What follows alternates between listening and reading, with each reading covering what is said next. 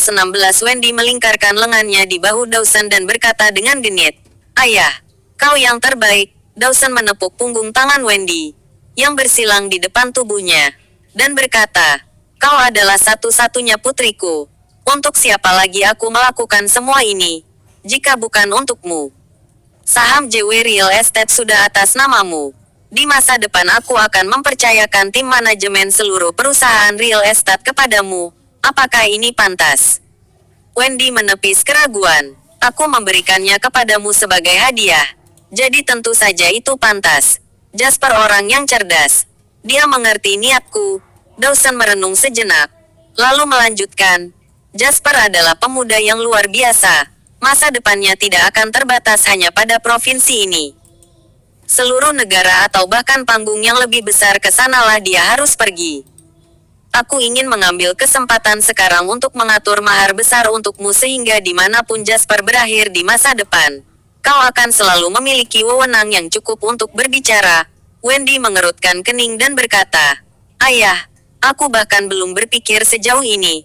Terlebih lagi, Jasper bukan orang seperti itu. Kurasa dia juga tidak," komentar Dawson sambil tersenyum.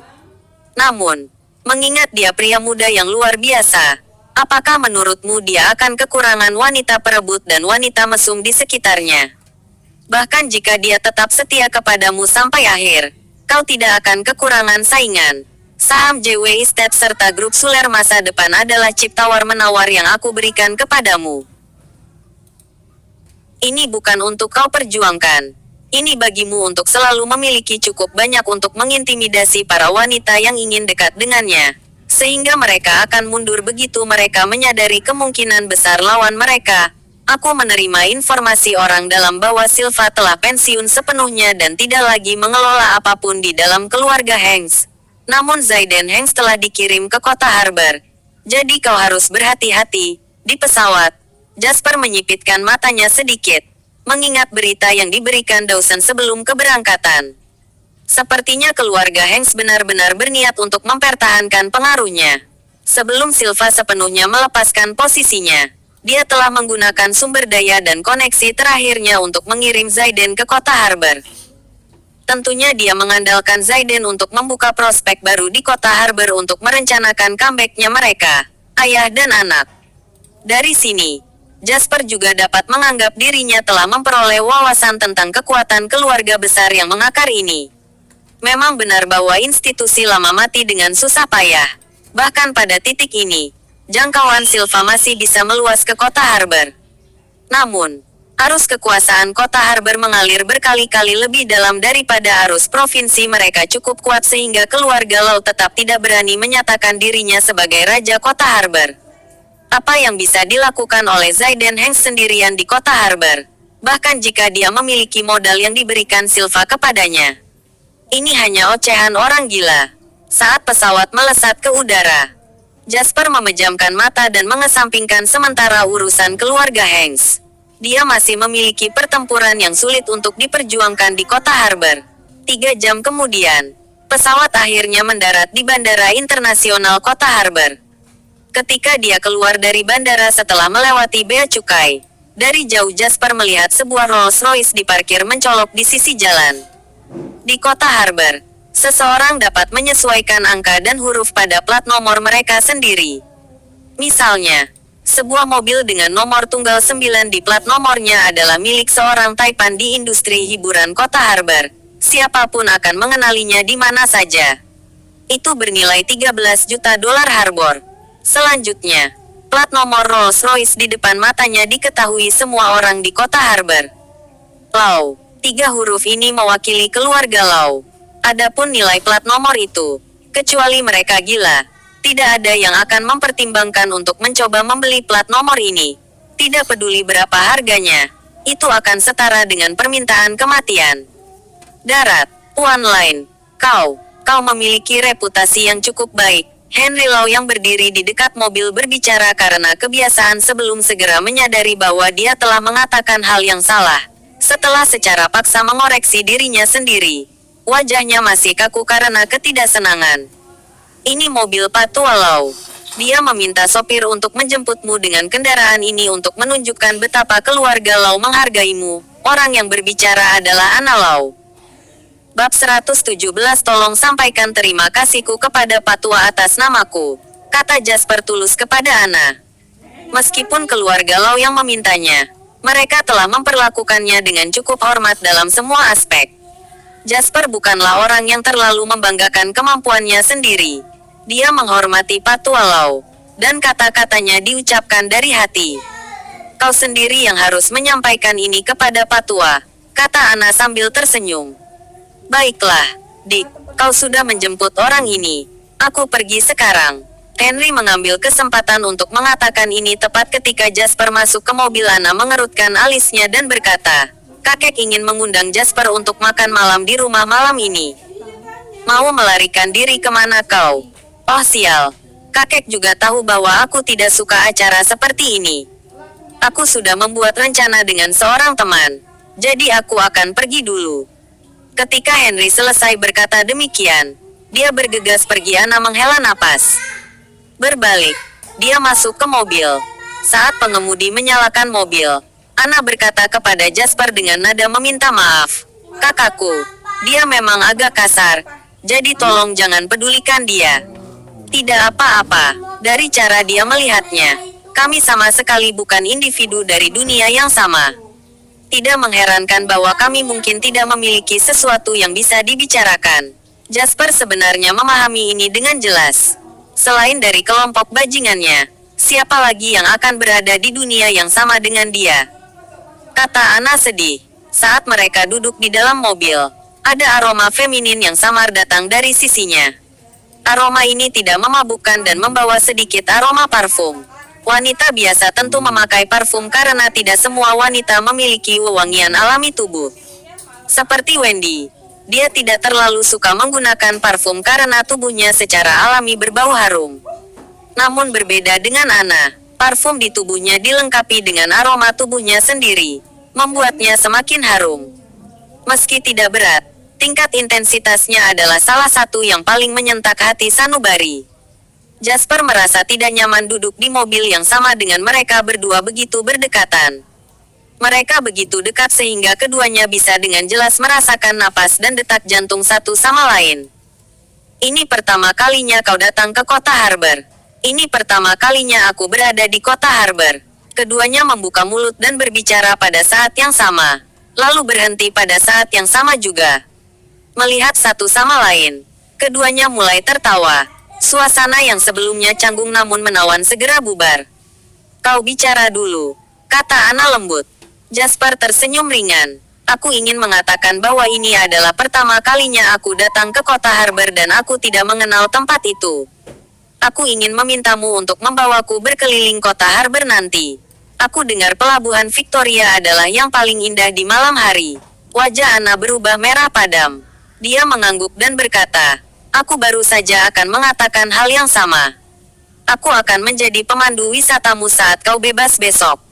Saat mereka mengobrol dengan gembira, mobil melaju dengan tenang di jalan dan secara bertahap meninggalkan kota yang ramai.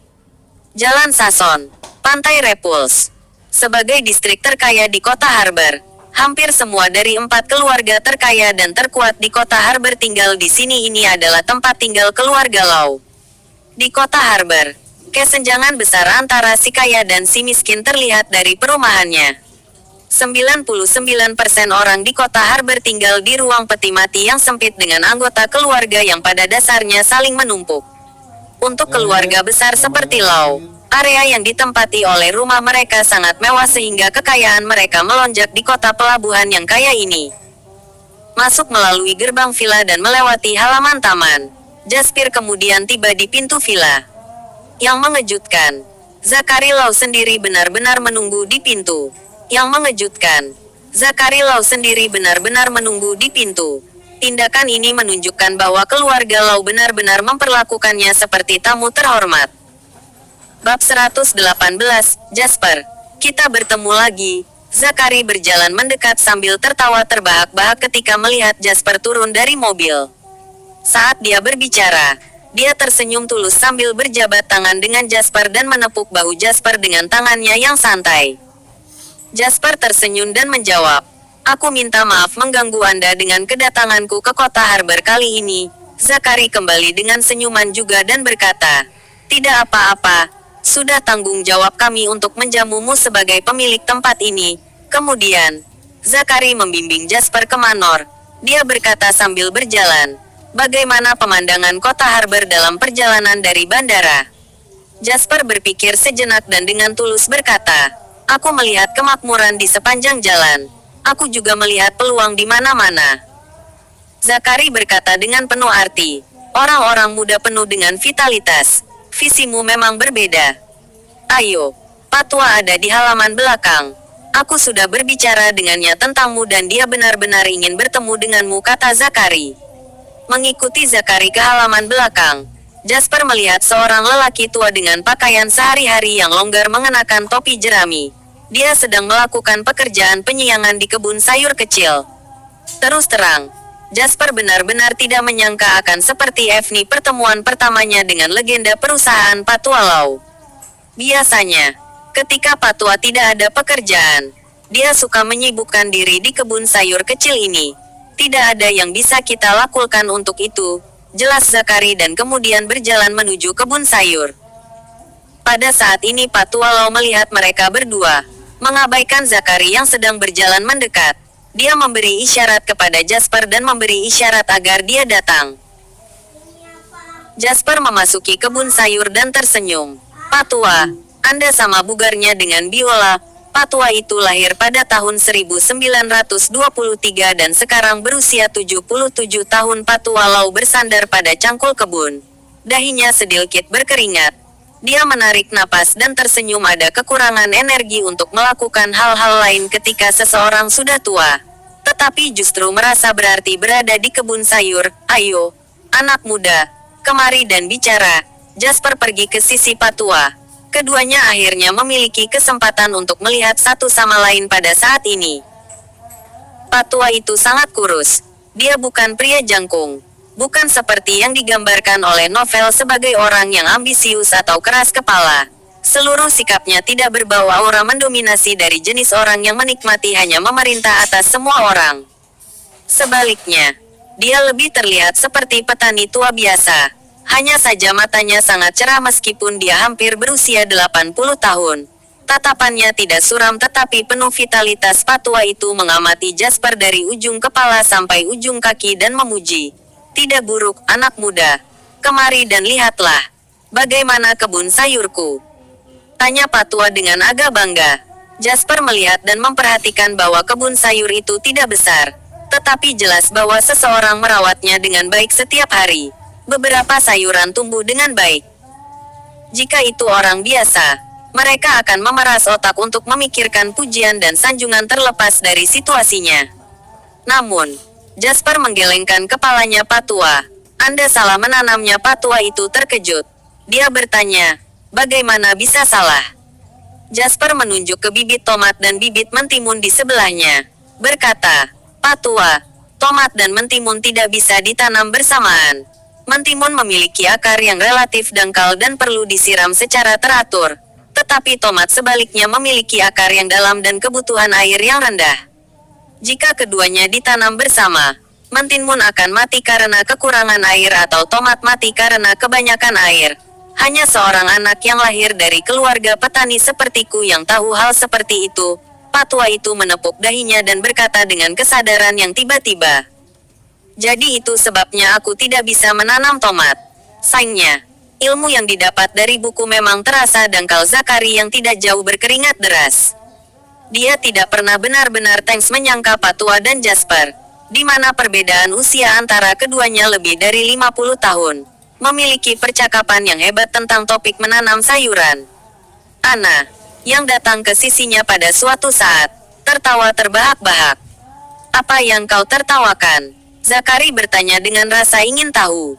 Anna memandangi dua orang di kebun sayur dan berkata, "Sebelum ini, kakek bahkan tidak mau mendengarkan ketika disuruh lebih banyak istirahat. Tetapi tidak apa-apa sekarang. Kakek mungkin akan malu untuk memamerkan cangkul kebun lagi sekarang karena seseorang telah mengungkapkan kekurangannya." Bab 119. Pada saat ini, Patualau tersenyum dan berkata kepada Jasper, sebenarnya, kau akan mengerti bagaimana menjadi seorang yang telah hidup lama. Prinsipnya sama ketika menanam sayuran. Dari menggemburkan tanah hingga menabur benih, memupuk dan menyiram. Kemudian menunggu bunga mekar dan berbuah. Setiap proses harus dilakukan dengan cermat dalam urutan yang benar. Masalah dapat terjadi di setiap tahap. Jika kualitas tanah tidak cukup baik, benih tidak akan tumbuh. Terlalu banyak pupuk dan akar akan terbakar. Tetapi terlalu sedikit pupuk dan mereka akan layu. Terlalu banyak air dan sayuran akan tergenang air. Tetapi terlalu sedikit air dan sayuran akan mengering. Semuanya harus tepat. Jasper mengangguk setuju. Sebidang tanah terkecil mungkin tidak lebih dari beberapa kaki persegi. Tetapi masih memiliki kebijaksanaan yang luar biasa. Patualau berkata dengan riang. Aku dengar dari Zakari kau berjanji untuk membantu keluarga Lau mendapatkan kembali 9 miliar. Jasper berkata dengan sungguh-sungguh. Ya, saya yakin. Namun, Patualau melambaikan tangannya dan berkata, tidak perlu merasa tertekan. Keluarga Lau senang berteman. Terlebih lagi dengan talenta muda sepertimu. Ketika ada banyak uang, itu hanya serangkaian angka. Keluarga Lau tetaplah keluarga Lau terlepas dari 9 miliar itu. Kau tidak perlu khawatir tentang hal itu. Jasper tersenyum dan berkata, tentu saja. Terkesan bahwa Patualau mampu melihat sisi baiknya. Tetapi saya berencana untuk memanfaatkan kesempatan ini untuk meletakkan dasar yang kuat bagi diri saya sendiri. Jadi saya tidak bisa membiarkannya tergelincir begitu saja. Jika ada sesuatu yang kau butuhkan, kau dapat memberi tahu Zakari. Keluarga Lau akan memberimu semua bantuan yang kau butuhkan, kata Patualau. Terima kasih, Patualau. Jasper tidak berpura-pura rendah hati. Muncul di kota Harbor dan berdiri di rumah keluarga Lau telah membuktikan aliansi antara kedua pihak. Keluarga Lau membutuhkan dia. Dan dia juga membutuhkan keluarga Lau. Niat utama ketika datang untuk membantu satu sama lain adalah untuk membentuk aliansi. Aku lelah. Aku akan ke atas untuk beristirahat. Kau dapat melihat-lihat kediaman keluarga Lau sambil menunggu untuk makan malam bersama di malam hari. Kata Patualau. Baiklah. Kata Jasper sambil tersenyum. Mereka berdua berjalan keluar dari kebun sayur dengan Jasper tepat di belakang Patualau. Ayah. Jangan bekerja di kebun sayur ini lagi. Serahkan saja pada para pelayan, kata Zakari. Kakek, saya akan membantumu ke atas, kata Ana dengan senyum manis. Tetaplah cucuku yang mengerti aku. Patualau tersenyum dan menepuk tangan Ana. Lalu berkata kepada Zakari dengan kesal, kau hanya perlu memikirkan urusanmu. Aku tidak melihat prospek apapun darimu bahkan pada usia ini. Namun kau masih ingin menguliahiku setiap hari. Jasper berdiri di samping Zakari dan menyaksikan Patualau pergi. Akan terlalu bodoh untuk berpikir bahwa dia hanyalah orang tua biasa karena penampilannya. Orang tua ini dianggap sebagai pahlawan sesungguhnya dari kota Harbor. Seperti keluarga kaya lainnya. Bahkan keluarga Kaukasia terkaya. Keluarga Langdon. Pernah menghadapi penjahat kejam yang menculik putra mereka. Namun, keluarga Lau telah bertahun-tahun berdiri teguh melawan angin dan hujan. Tidak ada seorang pun dari penegak hukum atau mafia yang berani menyentuh mereka dan mengapa demikian? Itu karena Patualau dari keluarga Lau masih ada. Orang tua ini adalah orang hebat yang memiliki koneksi di kedua sisi hukum dan cara yang cerdas. Keluarga Lau juga pernah terlibat dalam perdagangan senjata di tahun-tahun awal. Selain itu, sangat sedikit orang yang tahu bahwa keluarga Lau memiliki banyak saham dalam industri perjudian di kota Harbor. Saat itu, Raja Judi menyinggung demikian berkata kepadanya, jangan pernah masuk ke kota Harbor selama aku hidup. Raja Judi sangat ketakutan sehingga dia tidak pernah melangkah ke kota Harbor sampai hari ini. Di masa lalu, hanya setelah Patualau meninggal, Raja Judi berani memasuki kota Harbor dengan bebas dan mudah lagi dapat dilihat bahwa sementara Patualau telah lama pensiun dan sibuk dengan kebun sayur ini setiap hari. Namanya masih bisa mengendalikan keseluruhan kota Harbor dan kota Auma alam kendalinya. Ada pepatah yang semua orang di lingkaran elit tahu. Patualau adalah pengusaha papan atas pertama dan satu-satunya sejak reformasi ekonomi, tidak berlebihan untuk mengatakan bahwa kemampuan Patualau telah melampaui surga. Bab 120 Jasper 120 Jasper, ku dengar kau memulai perusahaan investasi di daratan. Setelah Patualau naik ke atas untuk beristirahat, Zakari mengajak Jasper berjalan-jalan di halaman belakang dan bertanya dengan santai. Jasper tidak terkejut bahwa Zakari tahu tentang ini. Lagi pula, menyelidiki latar belakangnya akan menjadi tugas yang mudah bagi keluarga Lau dan kemampuan mereka. Kemampuanku terbatas dan aku tidak dapat melakukan tugas tertentu. Jadi aku hanya dapat menyediakan uang dan membiarkan para profesional melakukan yang terbaik yang dilakukan para profesional, kata Jasper sambil tersenyum. Zakari tertawa dan kemudian berkata, pekerjaan kelas bawah menggunakan usaha, pekerjaan kelas menengah menggunakan bakat, dan pekerjaan kelas atas menggunakan orang. Jasper terkekeh dan berkata, sebenarnya menurutku ini adalah zaman keemasan. Terutama di daratan di mana peluang ada di mana-mana. Mulailah sedikit lebih awal dan Anda mungkin memiliki beberapa peluang terlebih dahulu di masa depan. Zakari mengangguk dan berkata, perusahaan investasimu berinvestasi di sebuah perusahaan internet bernama Trizone Inc. Kau tampaknya sangat optimis dengan industri internet. Jasper mengangguk. Internet adalah tren umum masa depan. Inilah yang dipilih oleh generasi. Zakari tidak berkomentar tentang itu. Jasper tahu betul bahwa semua orang kaya dan berkuasa di kota Harbor saat ini masih berpegang teguh pada industri tradisional selain beberapa industri lainnya. Bukannya industri tradisional tidak menghasilkan uang. Tetapi orang-orang ini telah terbiasa berkultivasi secara mendalam di bidang yang mereka kuasai. Mereka tidak mengerti internet dan juga tidak optimis tentang hal itu. Masalah orang kaya yang memiliki penglihatan terbatas tidak hanya terjadi di kota Harbor. Itu sama di banyak tempat. Kinerja perusahaan internet di pasar saham saat ini memang membuat orang iri, kata Zakari. Keluarga Lau juga memiliki beberapa investasi di saham kota Harbor. Tetapi gejolak saham kota Harbor saat ini berbahaya dan pasar agak tidak dapat diprediksi. Beberapa investasi baru-baru ini telah gagal. Dan komentar terhadap keluarga Lau dari dunia luar gempar, yang sangat merepotkan. Jasper segera mengingat sesuatu tentang keluarga Lau dari ingatan kehidupan sebelumnya. Dalam kehidupan sebelumnya, keluarga Lau saat ini menderita kerugian 9 miliar juga dan sedang mencari peluang untuk mendapatkan kembali apa yang telah hilang. Namun, urusan di dunia keuangan tidak pernah bisa dilakukan dengan tergesa-gesa. Keluarga Lau telah melakukan beberapa investasi.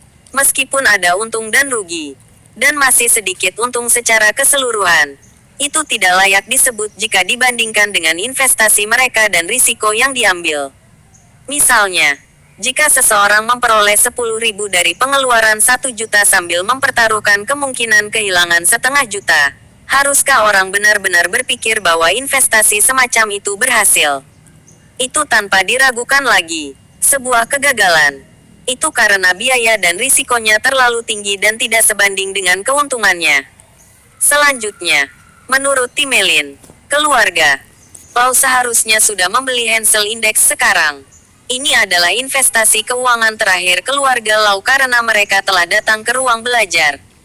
Setelah menyalakan komputer, Zakari mengantar Jasper untuk duduk di depan komputer sementara dia sendiri berdiri dan menonton. Berapa banyak yang dibeli keluarga Lau? Tanya Jasper. 1 miliar. Zakari menghela napas karena saham yang kami pertaruhkan turun. Kenaikan Hensel Index baru-baru ini juga berarti bahwa akun keluarga Lau sekarang mengalami kerugian setidaknya 200 juta. Tapi kami siap untuk meningkatkan investasi kami. Selama indeks Hensel turun nanti, kita tidak hanya akan terbayarkan kembali kerugian kita sebelumnya tetapi juga mendapatkan banyak uang. Jasper tersenyum, menggelengkan kepalanya, dan berkata, Tuan Lau, Anda dan analisis Anda, bersama dengan sebagian besar orang terkaya di kota Harbor, salah, sejak kelahirannya kembali. Jasper tahu betul bahwa saham Hensel Index kota Harbor akan segera naik di atas 18.000 poin, bahkan mungkin hari ini. Terlebih lagi, Ledakan gelembung ekonomi internet yang akan segera datang akan menyebabkan Hensel Index langsung anjlok, menghapus kekayaan senilai lebih dari 100 miliar dalam sekejap. 3 tahun kemudian, di bawah atap kota Harbor, akan ada banyak mayat dari mereka yang melompat dari gedung karena kebangkrutan mereka. Apa maksudmu? Apa menurutmu itu akan naik di atas 18.000 poin? Zakari bertanya dengan heran. Jasper mengangguk dan berkata, sekarang karnaval terakhir pada permodalan dan jumlah yang terlibat telah mencapai triliunan dolar. Selain itu, pasar saham kota Harbor dan Amerika Serikat saling terkait erat. Beberapa raksasa keuangan besar telah menggelontorkan dana hampir 1 triliun dolar dengan kemakmuran ekonomi internet. Dan kabar baik akan terus datang. Zakari mengerutkan kening dalam-dalam. Dia mondar-mandir beberapa langkah di tempatnya sebelum menatap Jasper dengan serius. Bertanya, apa yang akan kau lakukan jika itu kau terima semua kerugiannya, lalu keluarkan uang tunai sebanyak mungkin untuk membeli semuanya? Jasper mengangkat kepalanya dan menatap Zakari. Sudut mulutnya sedikit terangkat, membuatnya terlihat percaya diri dan gila. Indeks Hensel pasti akan melampaui 18.000 poin. Meskipun dia siap secara mental, Zakari masih merasa sedikit keterlaluan di hadapan kepercayaan diri Jasper. Dengan bolak-balik ini, setidaknya ada kesenjangan tingkat miliaran. Apakah Anda yakin itu akan seperti yang Anda pikirkan?